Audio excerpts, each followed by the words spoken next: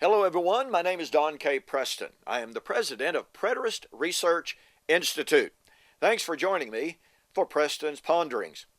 Well, I've been promising to get back to Matthew chapter 16, 27 and 28, where our Lord said, "The Son of Man will come in the glory of the Father with his angels, and shall reward every man according to his works. Verily I say unto you, there are some standing here which shall not taste of death until they see the Son of Man coming in his kingdom." Well, we've been discussing for a good little bit now how the so-called signs of the Japanese earthquake relate to that, and we've demonstrated there is no correlation whatsoever. I want to get back to our study of that passage, that marvelous, challenging passage in Jesus' prediction in this segment. I want you to notice that Jesus said the Son of Man will come in the glory of the Father. I want to share with you that I've written a book entitled, Like Father, Like Son, on Clouds of Glory. It is an in-depth, over 300 pages, in-depth exegesis of Matthew 16, 27 and 28, and what Jesus meant when he said he was going to come in the glory of the Father. Now, those scholars that comment on that statement, on that term, are generally agreed that Jesus was saying he was going to come as the Father had come. Now that raises the question. Many people seem woefully unaware of the fact that the Father had actually come many times before. I was recently in a conversation, email, with a gentleman, and I made the point from Matthew 16, 27 that Jesus said he was going to come as the Father had come. I made the note that the Father had come many times in the Old Testament. And the gentleman that I was corresponding with said, "Where in the world did you get that? Where did that come from? I've never heard that before." Well, as a point of fact, God had indeed come many, many times in the Old Testament. Let me give you just one example. In Micah chapter 1, it is a prediction of the 8th century destruction of the 10 northern tribes at the hands of the Assyrians. Now, this is absolutely undeniable. This is the historical context. Over and over, the book of Micah says, this will happen due to the sins of Samaria. This will happen because of the sins of Israel. What does he say was about to happen? He said God was going to come out of heaven and walk on the tops of the mountains, and the mountains would melt under his feet. He was going to destroy creation. Now remember, this is the coming of Yahweh. He is said to come out of heaven, walk on the tops of the mountains, and the earth melt under his feet. But it's specifically related, directly related, undeniably related to the invasion of the Assyrians into the land of the 10 northern tribes to carry them off into captivity. You see, what we have here is typical, prophetic, apocalyptic, highly exaggerated, metaphoric language.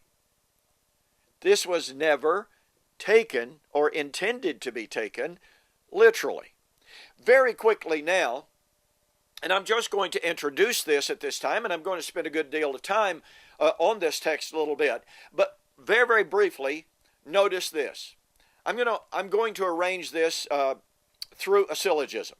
Point number one, the coming of the Lord of Matthew 16, 27, 28 is the coming of the Lord to bring in the new creation foretold in 2 Peter chapter 3, 10 to 13. The coming of the Lord to bring in the new creation of 2 Peter chapter 3, 10 to 13 is the coming of the Lord to bring in the new creation as prophesied and predicted in Isaiah chapter 64 to 66. Now, again, I'm only taking a brief moment. I'm just simply setting these ideas in front of you. I'm going to flesh them out a little bit later. The coming of the Lord in Isaiah 64 to 66 would be the coming of God, quote, out of heaven to shake the earth, to make the nations aware of him, and to make his presence known.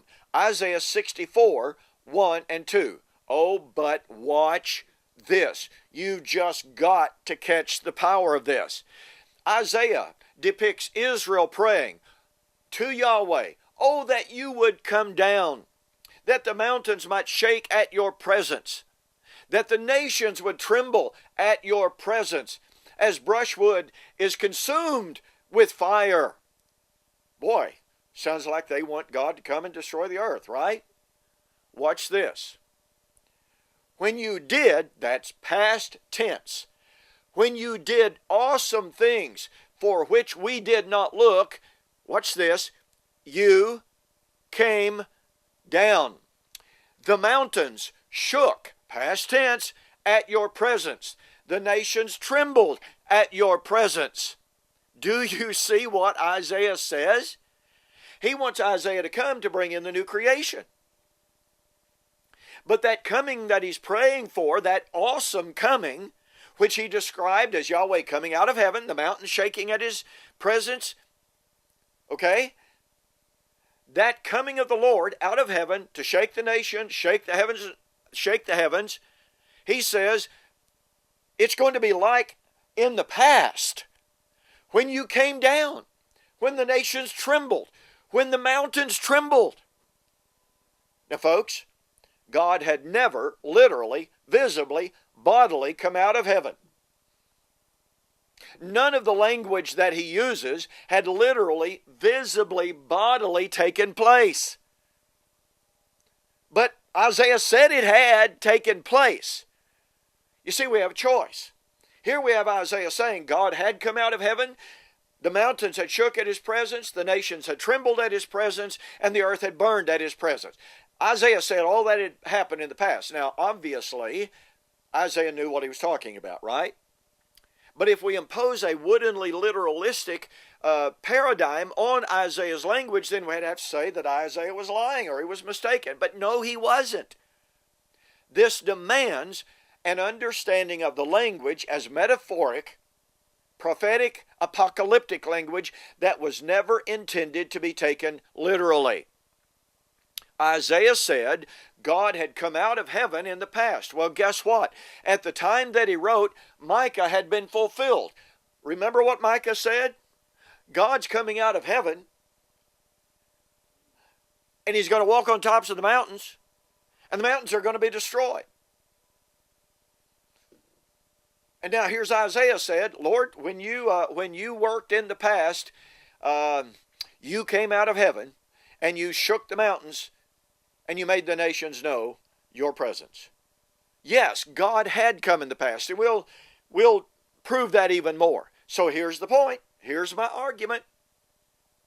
The coming of the Lord of Matthew 16, 27 and 28 is the coming of the Lord to bring in the new creation. The coming of the Lord of Matthew 16, 27, 28 to bring in the new creation is the promise of 2 Peter chapter 3, the promise of the coming of the Lord to bring in the new creation. The promise of the coming of the Lord to bring in the new creation of 2 Peter chapter 3 is taken from, based on, and the reiteration of the promise of Isaiah 64 to 66, the coming of the Lord to bring in the new creation. But the coming of the Lord to bring in the new creation of Isaiah 64 to 66 would be a coming of the Lord as God had come in the past.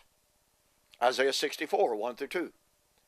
But God had never literally, visibly, bodily come out of heaven in the past. Therefore, the coming of the Lord of 2 Peter chapter 3 to bring in the new creation, which is the coming of the Lord of Matthew 16, 27, which is the coming of the Lord to bring in the new creation, being a coming of the Lord as God had come in the past. And since those past comings of the Lord had never been literal, visible, and bodily, that demands the coming of the Lord of Matthew 16, 27 and 28, which would be the coming of the Lord in the glory of the Father, would not be a literal, visible, bodily, literal descent out of heaven on a cumulus cloud to literally, visibly appear and destroy the physical creation. Jesus' promise to come in the glory of the Father was not a promise to come literally, visibly, and bodily. we've got a whole lot more. Thanks for joining me for Preston's Ponderings. We'll see you on the flip side.